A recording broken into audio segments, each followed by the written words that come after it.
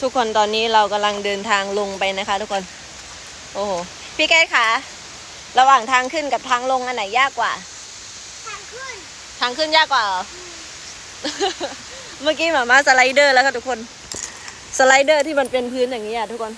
ลื่นลงมาตู้รองเท้าเกือบหล่นดีนะคะทุกคนตูดไม่แหก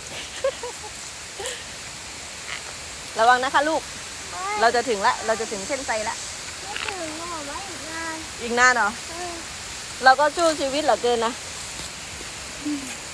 ถึงจะขึ้นมาไม่ได้